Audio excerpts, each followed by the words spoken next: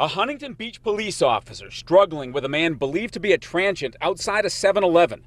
Seconds later, the officer steps back and fires. We've stopped the video as it's so graphic. You could hear the officer yell, "Get down." There were 7 shots altogether. All this captured on this man's cell phone, who just happened to be there. He wants to remain anonymous. They ended up getting a little on the ground, tangled up on the ground, and the guy grabbed the magazine from the cop's belt, and the cop drew his gun, got up, and told him to get on the ground, and he wouldn't listen, and he just started shooting. The suspect falls to the ground.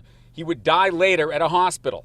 Meantime, the high school across the street ordered by police to go on lockdown. Everyone thought that the shooter was actually on campus, so it made it a lot worse.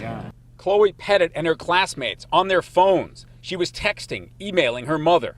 Oh, I was pretty scared at first. I got a text from my one daughter, and she said, "Mom, we're on lockdown. It's not a drill." We thought immediately that there was a shooter in the school, So then we were holding hands, crying, just like praying. They still didn't really tell us what was going on. We all just pretty much knew. There was like videos on Twitter. And there was confusion amidst the fear, explained after things calmed down. The shooting happened next to a shopping center called Marina Village. But on the high school campus, there's also an area called The Village. It was about 30-45 minutes, everyone just sitting there, just thinking that someone was going to come into the classrooms and not knowing what was going on. Then through like social media, then we got the real message that it was here instead of 7-Eleven. Yeah.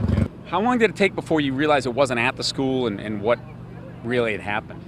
It took me about 3 minutes because I got in my car and drove right over here and noticed it was already blocked off. As for what led to the initial confrontation, the altercation outside the 7-Eleven, it's not clear. Again, it appeared after their fight the suspect had something in his hand, perhaps a clip of ammunition.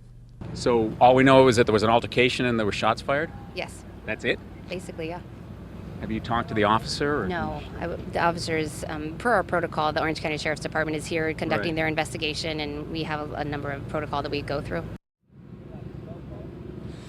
It's been nearly 8 hours since the shooting. The streets remain shut down. Investigators are on the scene. Police have released no additional details. Live in Huntington Beach, I'm Phil Schuman, Fox 11 News.